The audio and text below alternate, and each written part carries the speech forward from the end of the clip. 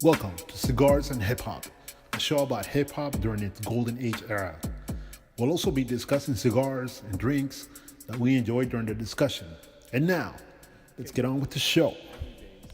And everything. So already they're not communicating this with the fans or the people who have bought the tickets. And then so basically, long story short, right, is essentially Ja Rule and this dude basically they're trying to build this thing in like basically they're trying to take it's basically think of like the size of Coachella, and they're trying to bring it to the Bahamas. But their Coachella takes about a year to develop, right? And this is an already established music festival. This thing that these guys were doing called Fyre was like a non-existent festival. So they were building everything from scratch. Uh, and they're trying to do this in like 6 months. Where people are telling them, no, it takes you about a year to a year and a half to set something up like this. 6 months. So they're trying to do this in 6 months, and by the week before the event, basically no villas are rented because they're no longer on that old island, and people aren't like willing to like rent out their houses. So it's just this whole like clusterfuck of shit. Essentially what happened was there was no food. There was no luxurious tents. Basically, they had these hurricane tents where it basically looked like little domes. I know you're talking about, yeah. And it rained the night before everybody was getting there. They didn't have housing for 250 people who had paid for places. They had about, they said it was about 6,000 people coming onto the island. No transportation. Like people had to find their own way, like from Miami to this like little island. Like it was a cluster of just like crap. And the guy ended up being arrested for fraud and all this shit. So he's the dude who started this thing. He's in jail now for 6 years. He got 6 years for fraud and all this other shit. What about Ja Rule? I guess Ja Rule was smart enough. I mean, even though he was part owner of this, he was smart enough to keep his name off of stuff. So. Oh no, you just push the button above the light switch. Damn. So yeah, it's some crazy shit, but it's worth watching on Netflix. It's on Netflix and Hulu. It's called Fyre. It's called Fyre. It's you'll see it. out. It's like the picture's like this fucking chick in a bikini's ass just on the fucking cover of it. So you'll see it. These motherfuckers, man. I had a homeboy in L.A. His name was Michael Pugh, and he was one of those cats that could talk a fish out of water. Right. And every time I go down to L.A., it would never be just me and him would hang out. It would always be some type of related business plan. He took me to the Biltmore Hotel. He was going to buy this cigar lounge in the Biltmore Hotel. It was already fully stocked. Right. The lady had in the front window 4 Rolex watches, some Chanel scarves, and all. He was like, "Yeah, I get to buy the whole stock. I get to buy this." And I'm like, "Well, how much?" $70,000. And I'm like, I looked at the watch, and I'm like, "Mike, that watch price tag right there says 50 grand, and she's gonna sell you the whole entire business for 70. Yeah, I'm trying to get investors. I'm doing this and that. All right, whatever." Then he showed me a building he was gonna get and turn into a cigar lounge. Then finally he ends up doing a cigar tour thing on the boat out of Marina Del Rey. Dude, he was talking about it was gonna be catered. It was gonna be open bar. It was gonna be all this shit, and he even had me at the time. I was making these little cigar holders. You could buy a vendor's table, which I bought. There was no vendor's table. Event wasn't catered. They had a boat. Drinks. It wasn't an open bar. You had to pay for your drinks. There was no food. Dude, it was ridiculous. And I helped him put on as much as I could, with the event. But man, it was a. Oh yeah, I brought that for you too, bro. No, thanks. But it was a fiasco.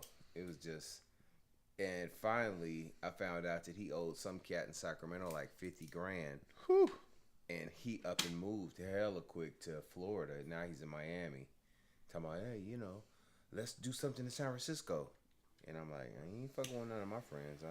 It can't. Like, I live out here. Here you Yeah, go. I can't just up and move to fucking Miami like you. Yeah, that's some crazy shit. Events are always crazy. Events? Yeah. Putting that shit together? Just putting it together, doing You always gotta have. I had an experience like that. You usually gotta have somebody who knows. Well, one who has experience, but also knows everything that's involved. Because if not, you know, you're gonna disappoint. You know, because everybody's coming in to have fun, enjoy whatever product you're trying to present, and then enjoy whatever entertainment you have. I just think people look at it and just think that it's just, oh, it's just an event. It's easy. You know, I can call a DJ. Oh, I can call a catering company. I mean, it's so much intel that you got to do just to make sure. And then once the event is going, you don't even really get a chance to enjoy it because you got to be involved to make sure that everything goes correctly. It's just a lot of work. You got to have the right heads running that ship. Yeah. No, that's for sure. Like, you got to make sure everybody's on point. Exactly. What you smoking on, Frank? I got this. It's called Barba from Ricochet. La Barba. It's pretty good, man. Yeah. Actually, got it online. It's called Cigar Federation, I think it is called. Cigar Federation? Yeah. Okay. Yeah, I went to a spot yesterday and picked up a couple and I think I was in San Mateo. It's close to Hillsdale. I forget what. This one on one of them little avenue side streets. It's on 24th? Yeah, 24th. Yeah. There's San Mateo? yeah, you know where? Oh, Cigar Loft. Yeah. Cigar Loft. Yeah, I went in there. That's a nice little spot. We used to go there. My grandma used to dip. Like, she was a hardcore dipper. She get her tobacco. That's where we used to get her tobacco from. Yeah, nice dude. Real nice spot. They had a really nice selection. Yeah. But it's a trip going to a brick and mortar establishment compared to ordering online. Ordering online, you know, prices, they deal in bulk. So, you know, you're looking at anywhere from $5 to $15 a stick. And then you go into the brick and mortar, you can't find nothing under $10 to $15. Right. Right. I mean, because I just grabbed yesterday, I think I only grabbed about 7 cigars. And when dude totaled it up, it was fucking $165. And I was like, fuck. I forgot how expensive they were. You're like, oh, whoops. This is for you, man. This is it's called the Frat. Mm-hmm. You ever heard of that one? Good stick. Good stick. Fratello. Real good stick. Thanks, man. Appreciate it. I got you one manufactured by my father. They do the La Bijou, the Judge, but that's one of the new ones they came out. It's a good stick. Thanks, man. It's all good. We're gonna have to get our homeboy down at the end of the end down there. Yeah, what's up? I thought you was gonna light that up. Oh, man, I just ate, so I'm just chilling now. Whew. Come on. Chilling right now. What about you? What you got there, man? I just finished smoking it twice, but now I'm just sitting back relaxing. I don't know what the name of this weed is. It's, I got it from one of my homeboys. He said he called it silent. And I was like, what you call it silent for? He said, because you can't smell it when it's in the bag, but when you smoke it, it fuck you up. So it's been cool. I mean, it ain't the most potent shit I never had, but it's, you know, for some endo shit that he done grew probably in his bathroom, it's pretty good. Right. I mean, with the prices now, though, I mean, it's ridiculous. You going into these dispensaries, and I mean, they really turned it into a big ass business. Because you're spending a tax on the product, but then you're also spending on the recreational tax. Right. And I mean, you know, dude, you could coming up, an eighth of weed was about $25, maybe. Now you going into these spots, an eighth of weed of just some Bammer type shit, they want $30-$40 for, and if you want the good shit, you're looking at $60-$65. Yep. Yeah. And don't even try to go in there and buy an ounce. An ounce recreational. I looked yesterday. Dude wanted $475, and I'm like, shit. I'm gonna go with my homeboy and I can get an ounce for fucking $1.25. Yeah, I mean, I guess you're paying for the factory in of the brick and mortar, right? Yeah. You know. Well, they had a I bought a joint there yesterday that was dipped in keef or rolled in keef, and on the inside it had wax, and it was good. It was really good, and it was a gram, but it was fucking $30. I ain't never spent $30 for a joint before. It was but Right. it was good, but $30. I was like, damn. Back in the day, I could roll up $30 to last me a week. Baby rolled in one of those pure gold leafs. Yeah, man, this didn't turn into big business. Big time, man. Everybody's on the line right now. Just The crazy thing, it was already big business. Yeah. Now it's just legal big Now it's business. just legal big business. But I was reading also that even though it is legal, the you can still even though you have a store and you're selling and it's legal in this state, that they can still knock on your door and say, Well, it's you're not. doing something wrong. It's statewide. It's legal, but federally they still consider it Right. illegal, which is fucking stupid because you paying federal taxes on the shit. Right. But it's Crazy shit. They gotta give in, right? it got to be something. But it's. I'm a smoker whether it's legal or illegal. Fuck it. It's the only thing that's keeping me fucking sane. I mean, either depends on this shit or put the other chemicals in your body that, like, see them commercials. You take it for a stomach ache, but it may cause internal bleeding and may cause this, may cause that shit. Yeah. And you take Prozac, that shit may make your attitude great, but may fuck up your heart, may do something. No, I'm good. And just give me some good old weed and I'll be all right. I don't even fucking take Tylenol no more. Headache, weed. Feel like I got a cold, weed. I got shot in the neck, weed. Just got 2 holes to smoke out of now. Shit. Sounds like what vapor rub used to be to my grandma. Yeah. Oh hell, Vicks Vapor, that healed everything.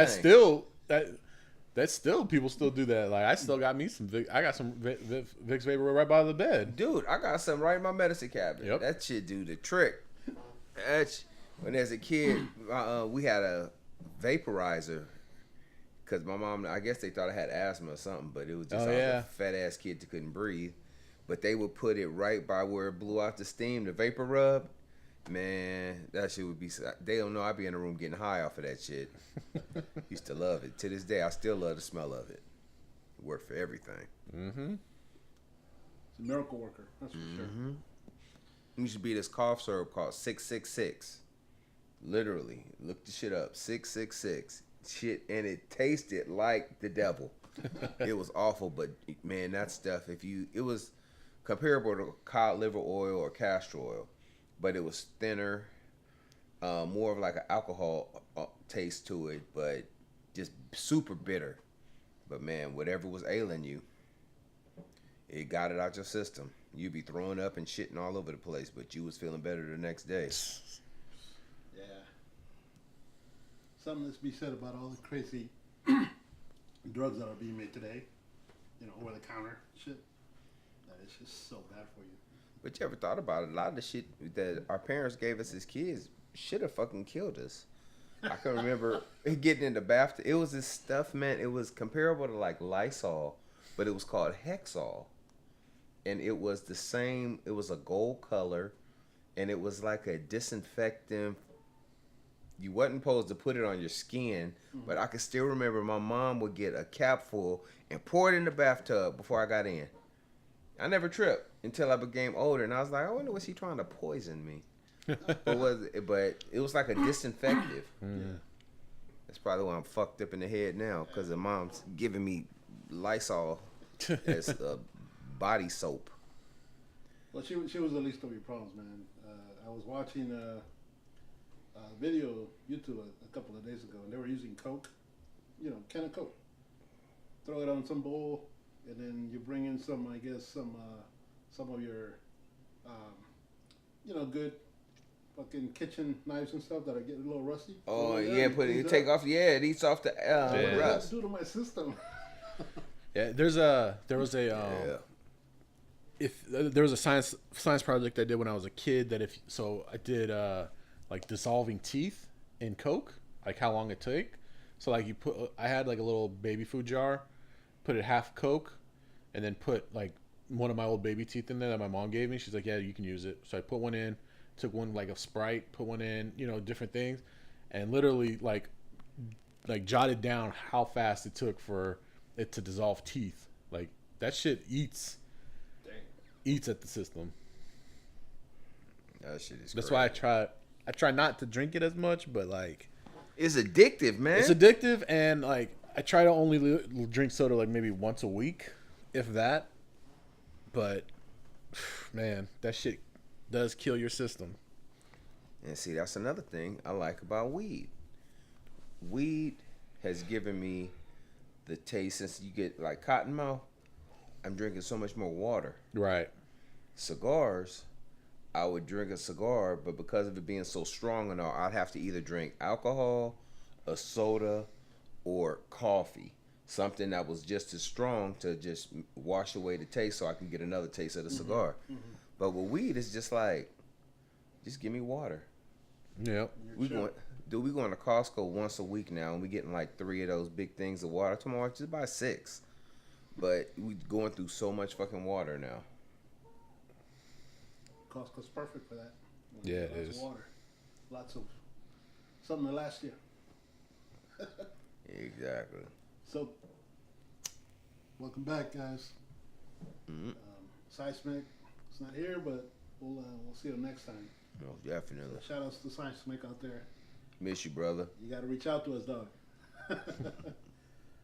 So we were going to talk about Ice Cube, which we sort of a little bit spoke about on our last podcast, about his last release album that he threw out. Everything's Corrupt, and I don't know what you guys feel when you heard that one. I got mixed emotions on it, tell you the truth. I like Ice Cube, but old Ice Cube compared to new Ice Cube or vice versa, I'm still stuck on the old Ice Cube. Today was a good day, Ice Cube. Yeah. His new stuff was cool. The Bad Cop, Good Cop, or whatever it was called, and Arrest the President, and I could dig some of it. It had a little political, old school flavor to it that Ice Cube used to do. But it's still hard for me to look at, because I don't only listen to the music, I also look at the artist. It's hard for me to look at Ice Cube the same way now because of some of the movies he's been in. And then all of a sudden, he's hard Ice Cube again, with dropping motherfucker here and, I'm fucking bitches here. Mm-hmm. And then you be like, man, but you ain't doing that. It makes me feel like, the studio gangster's back. And I don't know, but the album, some of the cuts I really enjoyed. And, like I said, what's the other one? The New Funkadelic. Oh, yeah. That one, I like that. I enjoyed that one a lot because it had a George Clinton feel to me. Funkadelic Parliament type vibe. But, all in all, a few of them songs will go into the rotation. Not the whole album, but a few of the songs is, decent. Yeah, same here. Yeah, I was actually, I would say, it was channeling that militant Ice Cube that I remember from back in the day. Like you said, anytime the name comes to my head, I'm thinking, I still remember that time when he went to Jay Leno, and Ice Cube back in the day, he was one not to smile. Mm-hmm. He was hardcore, and even though Jay Leno was trying to, crack some jokes here and there, and he still, kept it, hardcore. I mean, that was his persona. And so, I would have to agree, he's evolved from the Ice Cube from NWA. Yep. He's definitely involved. I mean, up to now, I think he joined some sports. Yeah, the Big Three. Yeah, the Big Three. Yeah, that's his junior NBA type thing. It's really popular, catching on. Mm-hmm. But yeah, he's truly is a businessman. I give him that. But I even liked him when it was him, Mac 10, and Dub C. West Side Connection. West Side Connection. You know, the gangster, the killer, and the dope dealer. But it was it's just hard now seeing what he's evolved into, because he's now trying to bring it back to, you know, the old gangster cube. But you got, you know, what was that movie he was in where he was the stepdaddy? Are we there yet? Yeah, are we there yet? You know, that keep jumping into my head. And then 21 Jump Street, when he the police sergeant or lieutenant, that keep jumping into my head. And, you know, he even, remember he played in one of them Triple X movies. Yep. And he tried to, you know, he was hard in that and everything, trying to make it all gangster and all, but still, he just ain't the old Cube to me no more. Just, you know, same, just like Ice-T. Well, no, Ice-T, he's still kind of gritty and grimy and gutter, even though he play a cop on TV, but just Cube just ain't getting it for me no more, man. Any thoughts, CRB? The album was decent. It was a decent album. I probably won't go back to it maybe I will go back to it. I don't know. I just wasn't really into it as much as I wanted to be. It's not that it's a bad album. It's just more of like, just really wasn't in the Ice Cube mood. Like, just wasn't really, I don't know. I'm kind of in a different mode at the moment of like when it comes to hip hop, and it just wasn't really scratching that itch. But it was a good album. I may give it another listen at some point. But yeah. Any favorites from the album? I like that song he did with Too Short. Mm-hmm. And then I like the I think it was called Good Cop, Bad Cop. Mm-hmm. I think it was. Yeah. And then like the title song. What was the name of the album? It's Everything's Corrupt. Mm-hmm. That song was pretty good. I mean, he has some good joints. It's just more of like, I don't know. I feel like when rappers start doing, like, there comes a certain point in time where, like, I like listening to their music, but it's just more of like, it's not really resonating with me like it used to, in a way. Mm-hmm. Like you said, I like listening to his older stuff more, just because that's like the stuff that's just kind of like will always be on repeat with me. Because I could listen to like It Was a Good Day 50 times, like, and not even blink an eye, or listen to, you know, West Side Connection over and over again. I'll still be bumping No Vaseline. Yeah, like that kind of stuff. Like, I can always go back and listen to all that old stuff. It's just more of, I don't know. It didn't really hit me the way I was hoping it would hit me, which is okay, you know, because maybe I'm just not listening to it the right way at the moment. You know, there's been a lot of albums that I've listened to where I was like, or listen to a song that you're just like, I don't understand why everyone likes the song, and then you go back and you listen to it and you realize, oh, okay, now I see why. So, I wonder, you know, there's a difference between, and I don't know, because I've never been an artist, never put out an album, but I'm just wondering, you know, when an artist is in his zone, he when they're starting and they're you know, they're working hard to put out stuff because they know they have to, you know, they're hustling. But right now, this album seemed to me like something where it was more like a project to him that he thought, you know, I mean, everything's corrupt, right? So he was basically looking at the world, the politics, everything. And even in an interview, he was saying, hey, I'm not going after the president. I'm just saying everything is fucked up. So people need to wake up. So it almost sounded to me like it was more of a project for him where he needed to put out his feelings out there. I don't know, but that was sort of my opinion on it. You know, compared to someone out there who's trying to hustle, trying to come up in the game, puts out a different kind of production. You know, I mean, as we can all say, I mean, like, to me, I remember that Ice Cube I used to, bump my head to back in the day with the West Side Connection with NWA. I mean, those were fucking, great songs. I mean, Great productions, it almost gets to the point as if, once, and I'm not saying this to be factual, but an artist gets to a certain point and feels that he or she is so respected and world renowned throughout the game that they can just put anything out and that people are gonna like it. Right. I mean, I don't think he put his heart and soul into the album. I think he thought, I'm Ice Cube, I can just jump right back into it and everybody gonna respect it and this and that. It could have been. I mean, look at Dr. Dre. How long has Dre been trying to come out with the Detox? The detox.